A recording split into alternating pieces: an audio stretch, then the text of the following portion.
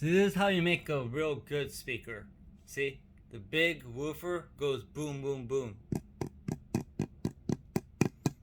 Mid goes right between. It goes beam, beam, beam. And the tweeter goes tweet.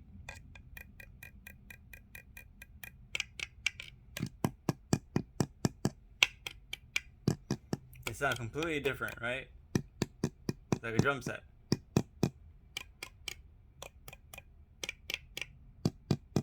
Dun dun dun dun dun dun dun dun dun dun dun. Now look at these idiots over at Kef. Not only they got rid of the outer rim, which like was only there just to cheat the mono speaker tests, and they just got rid of it. So like when they did the mono speaker test, like it's just like, what are you guys doing, guys? Are you guys not just playing along anymore?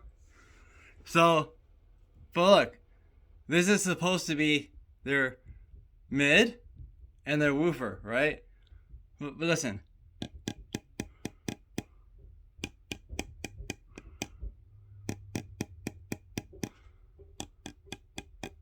What the hell, guys? It's like the same thing.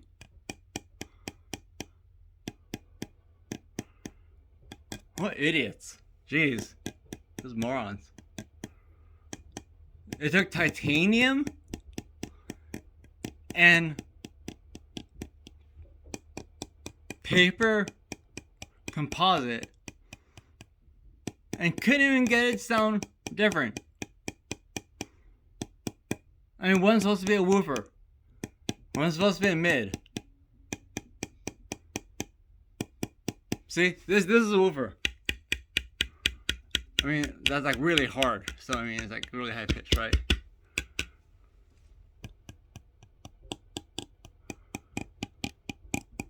Whoa, there's actually a little soft spot there, I think. Yeah, I just hit it weird.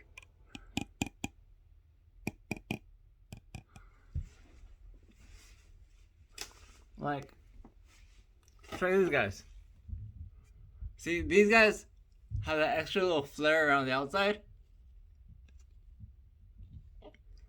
Kind of like teal. Because, like, you know how teal has, like, pretty much the same exact thing where it's like a flat flare?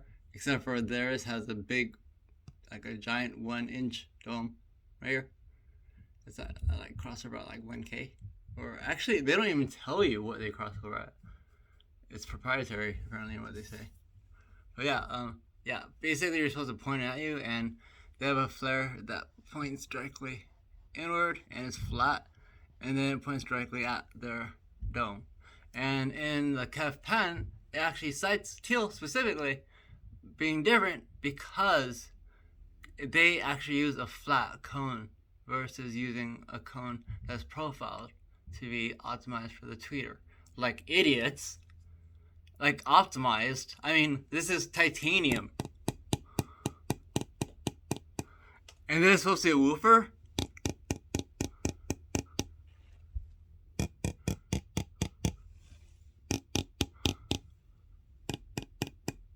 They sound the same.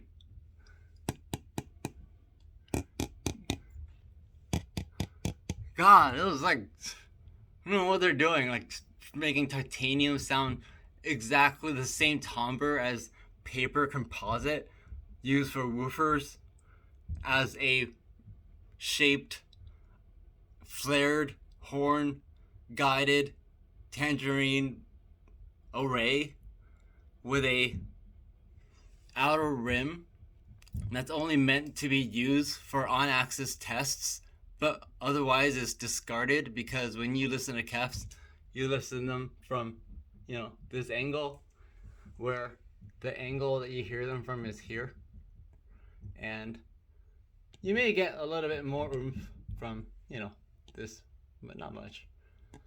But yeah, you hear them from here, that little rounded angle, that little flare. The flare is the magic of the Kef. A little flare. That's why that little flare. So little flare.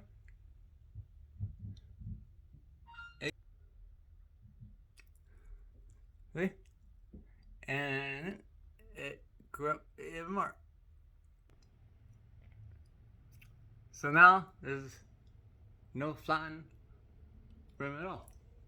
It's entirely all flare. So you can hear the sound of the tweeter converge with the woofer from any angle, from a much wider angle.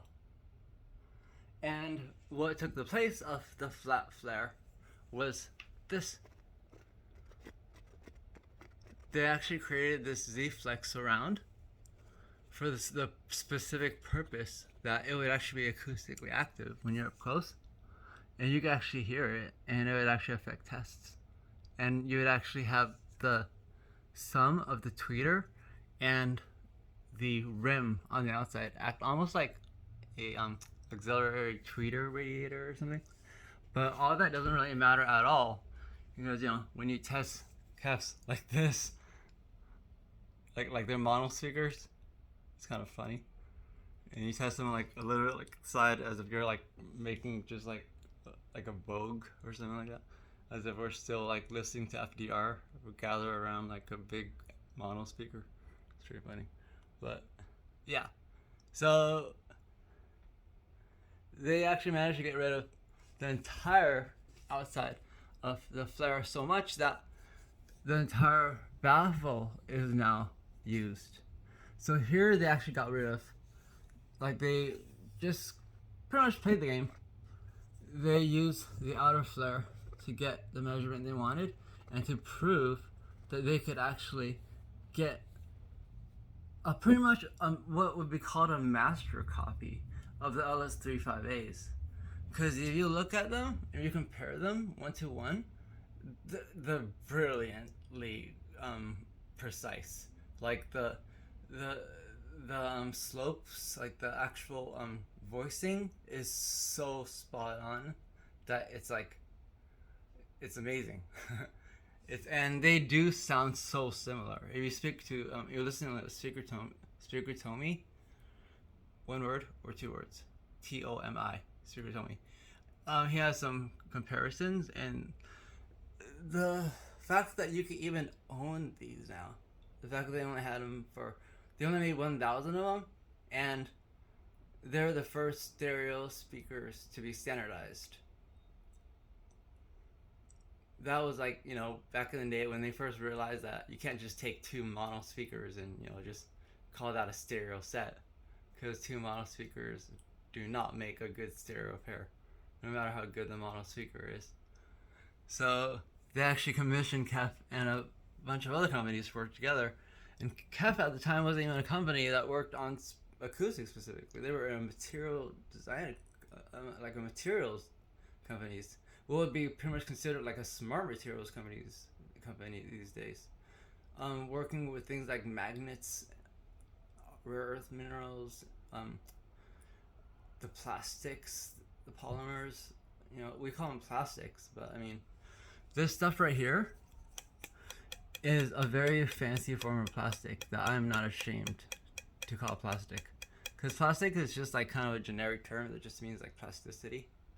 It was the gunk, the leftover from petroleum, and we found stuff to do with it, like Vaseline.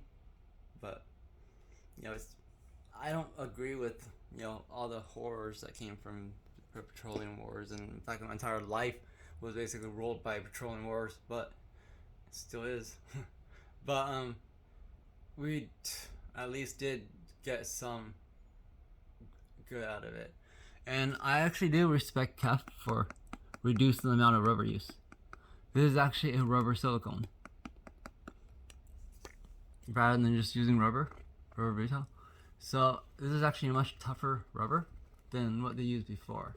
So actually imagine this thing can be passed down like a good 2 generations, and I am planning it to, because these things are great. They're actually higher quality, compared to the original LS50s, they're higher Q8 in my experience. Like the ones I've seen, it seems like they actually cared. I guess they just got better over time, right? So they just got better at putting them together. So because I actually remember seeing ones where you can actually even see literally a tilt in the gap that was visible. Because usually the gap is just a gap, right? It's just a gap around the tweeter and the thing, and you can't really tell.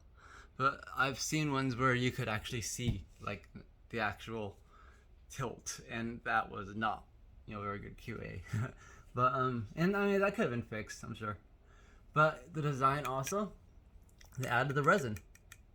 That resin is the same resin that you actually see here.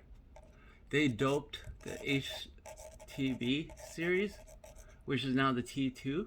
If you actually feel the T2, what's it called?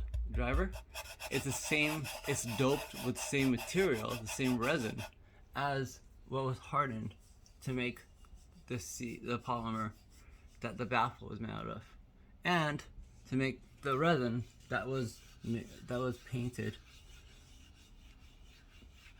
And I would say it actually made the thing more sturdy. It's a lot more scratch resistant, and also shine resistant. Because it was dang annoying having this thing like, between a TV and having, literally 3 side windows or something like that, bouncing back and forth. So having them go matte.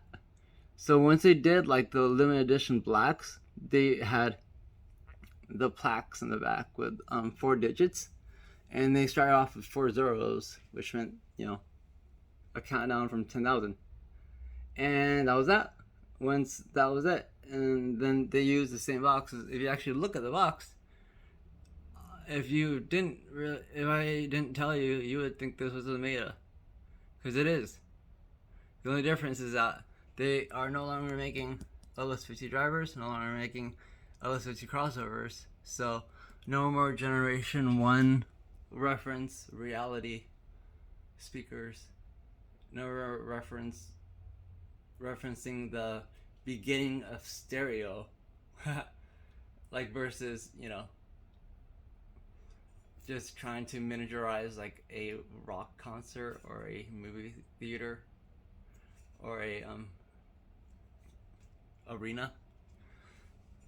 But yeah, the LS35As live on through these as the ability to be the best vocal monitors, and also the best just in general, like all around acoustic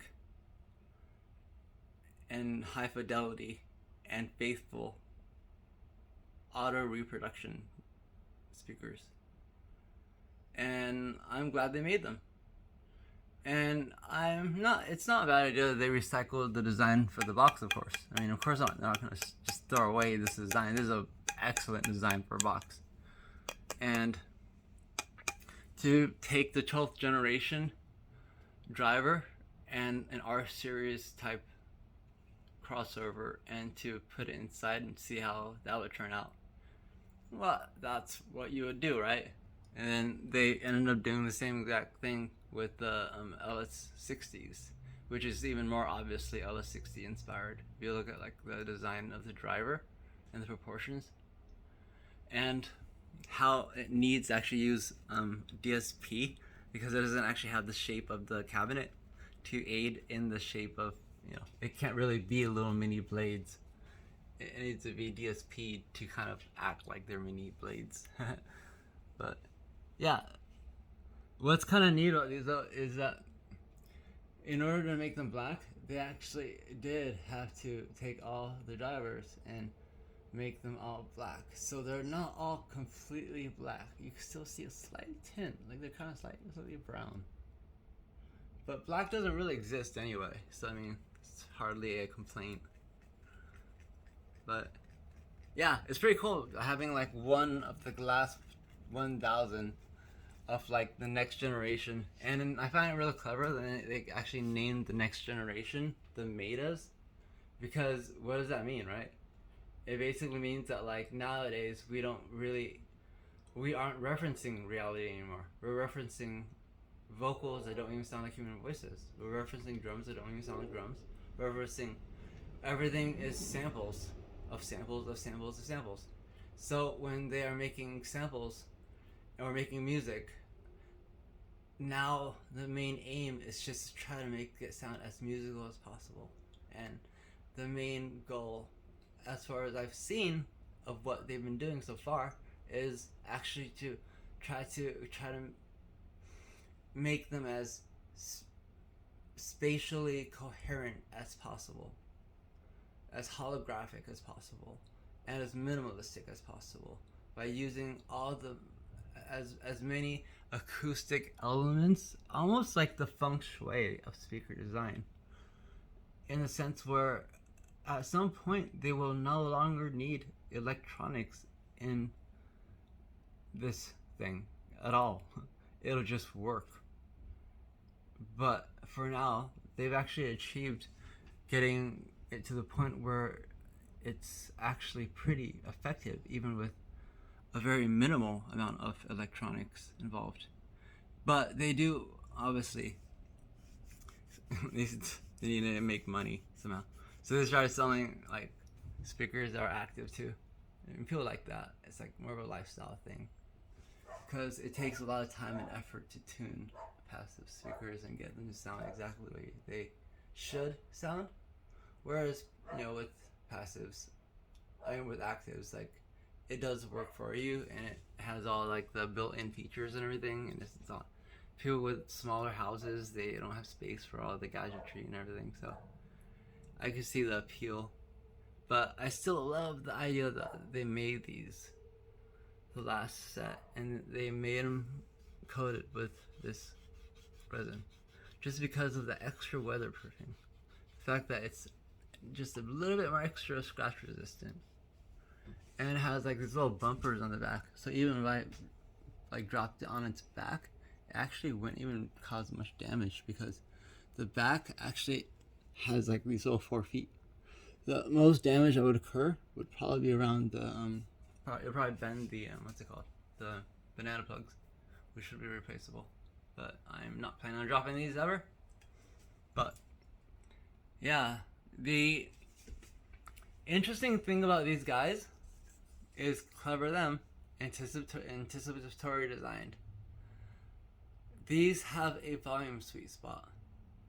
They are actually gonna be shouty and raspy if they are actually being forced to play louder than they should be, because they're supposed to actually sound like speakers from the 1970s. And so neodymium wasn't invented until like 1988. That was when we started really making like crazy Class D drivers. Everything was super loud, and those started selling just like full range speakers in 10 little boxes. Neodymium that were like 100 watts or F, and selling a subwoofer and using the magic of the disappearing subwoofer trick that I guess a lot of people don't know about, to sell full range speakers in plastic boxes using the name Bose, when their first gimmick was to take pretty much a two-way speaker and place it sideways, put a clock inside of it, and then call that thing a single speaker. Because that thing was mono. I actually never realized that. I never knew what the hell was up with the waveguide radio thingy. But no, it wasn't actually some special stereo speaker that sounded really good. It was really just a mono speaker placed on its side. And the reason why it was so bassious was because it really did have a woofer and had, a labyrinthine waveguide on the inside and had a tweeter. It was a two-way design and a clock in the middle or something, and that's it. And a port. It was a speaker placed on the side, and then they sold that as a lifestyle product that was supposed to be like this grandiose, like you could buy just one speaker and put on its side, and that's it. And it sounds familiar. So that's pretty much what the Phantom's doing, where they're like, let's take a subwoofer and call it a Bluetooth speaker. We're gonna put a Bluetooth, like a Soundcore Nano or something like that right here, and then we're just gonna have people put it like someplace like, right like here in front of them, where they would place their JBL booms, and we're gonna compare we're gonna pretend that a subwoofer and a Soundcore Nano, like a full range speaker, is like somewhat in the same category, and we're gonna compare them and be like, wow, that's the best Bluetooth speaker in the world, and it won. Yeah, it was like the Airbud of Bluetooth speakers. It was like, it shocked everyone. Like this subwoofer entered the category of Bluetooth speakers, and it actually managed to wipe away all the competition, just out of its sheer technological prowess, because it's a subwoofer and not a Bluetooth speaker. And it's gigantic and not portable, and it was sold in Apple stores against the against the HomePod, which was a really interesting story in itself, but let's not get into that. Anyway, thanks.